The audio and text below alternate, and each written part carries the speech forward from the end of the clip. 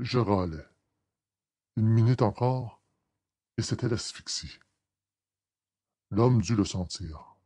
Il relâcha son étreinte.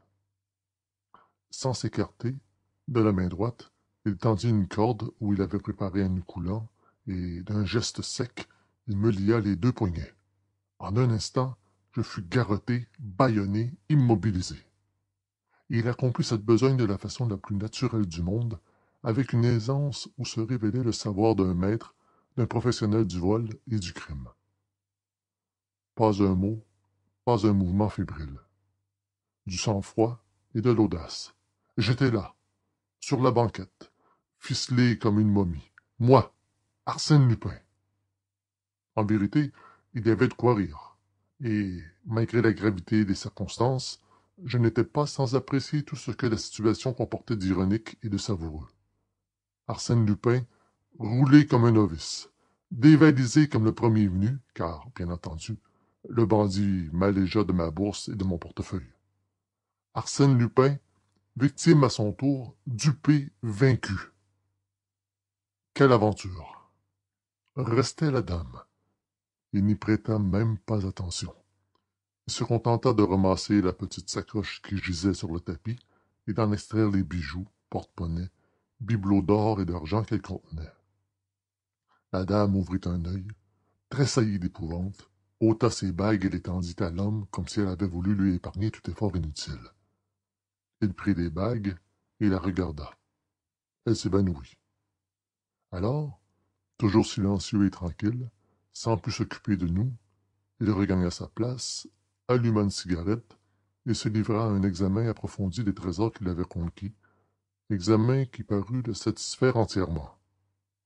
J'étais beaucoup moins satisfait. Je ne parle pas des 12 000 francs dont on m'avait indûment dépouillé.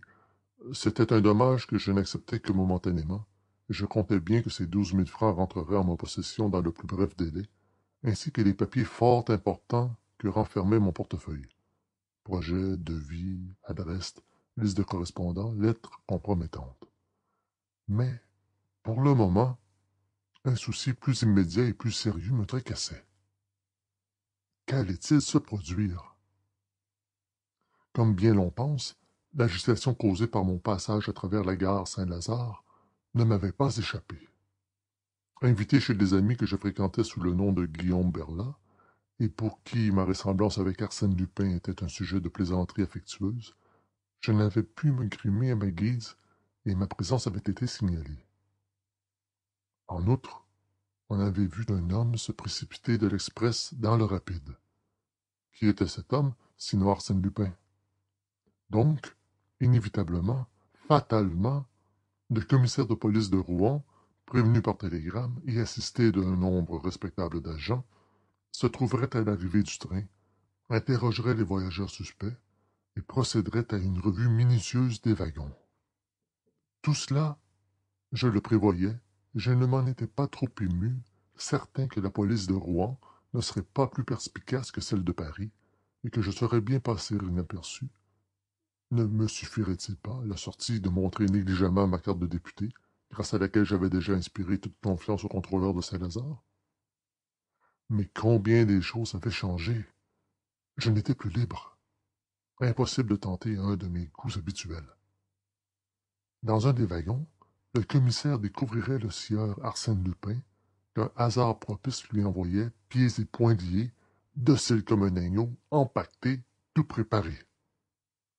Il n'aurait qu'à en prendre livraison, comme on reçoit un colis postal qui vous est adressé en gare, bourriche de gibier ou panier de fruits et légumes. Et pour éviter ce fâcheux dénouement, que pouvais-je entortiller dans mes bandelettes? Et le rapide filait vers Rouen, unique et prochaine station, Brulay-Vernon, Saint-Pierre. Un autre problème m'intriguait, où j'étais moins directement intéressé, mais dont la solution éveillait ma curiosité de professionnel. Quelles étaient les intentions de mon compagnon? J'aurais été seul qu'il eût le temps, à Rouen, de descendre en toute tranquillité. Mais la dame...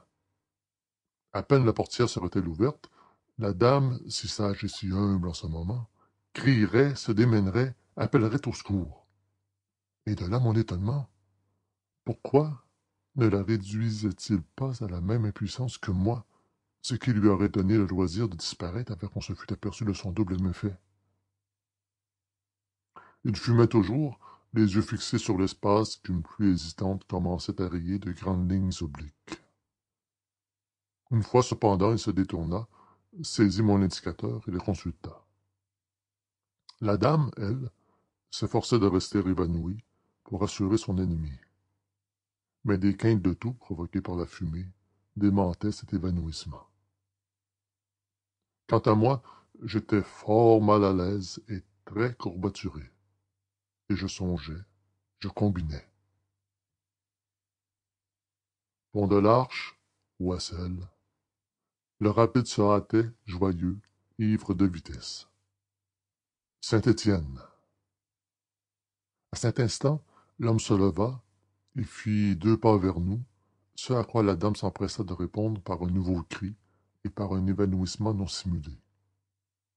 Mais quel était son but à lui? Il baissa la glace de notre côté.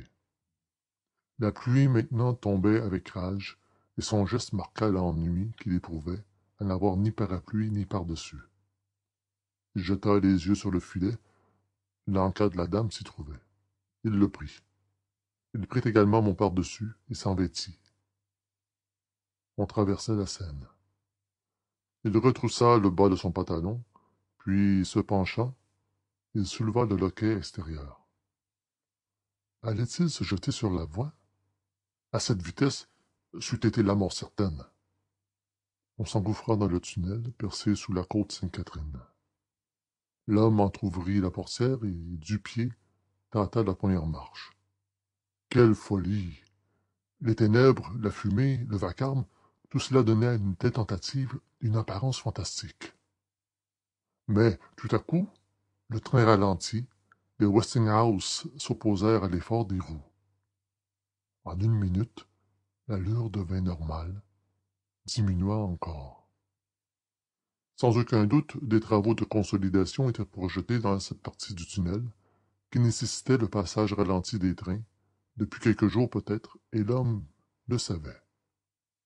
Il n'eut donc qu'à poser l'autre pied sur la marche, à descendre sur la seconde, et à s'en aller paisiblement, non sans avoir au préalable rabattu le loquet et refermé la portière.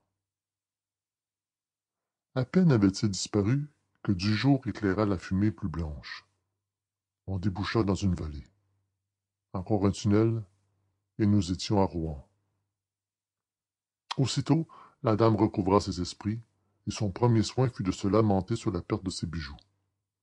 Je l'implorai des yeux. Elle comprit, et me délivra du bâillon qui m'étouffait. Elle voulait aussi dénouer mes liens, je l'en empêchai. Non, non, il faut que la police voie les choses en l'état. Je désire qu'elle soit édifiée sur ce gredin. Et si je tirais la sonnette d'alarme? Trop tard. Il fallait y penser pendant qu'il m'attaquait. Mais il m'aurait tué. Ah, monsieur, vous l'avais-je dit qu'il voyageait dans ce train? Je l'ai reconnu tout de suite d'après son portrait. Et le voilà parti avec mes bijoux. On le retrouvera, n'ayez pas peur. Retrouver Arsène Lupin? Jamais. Cela dépend de vous, madame. Écoutez, dès l'arrivée, soyez à la portière et appelez. Faites du bruit. Des agents et des employés viendront. Racontez alors ce que vous avez vu, en quelques mots, l'agression dont j'ai été victime et la fuite d'Arsène Lupin. Donnez son signalement, un chapeau mou, un parapluie, le vôtre, un par-dessus gris à taille, Le vôtre? dit-elle. Comment, le mien? Mais non, le sien. Moi, je n'en avais pas. Il m'avait semblé qu'il n'en avait pas non plus quand il est monté. Si, si, à moins que ce ne soit un vêtement oublié dans le filet. En tout cas, il l'avait quand il est descendu, et c'est là l'essentiel. Un par-dessus gris, à taille, rappelez-vous. Ah, j'oubliais. Dites votre nom dès l'abord. Les fonctions de votre mari stimuleront le zèle de tous ces gens. On arrivait. Elle se penchait déjà à la portière. Je repris d'une voix un peu forte, presque impérieuse, pour que mes paroles se gravassent bien dans son cerveau. Dites aussi mon nom, Guillaume Berlat. Au besoin, dites que vous me connaissez. Cela nous gagnera du temps. Il faut qu'on expédie l'enquête préliminaire. l'important c'est la poursuite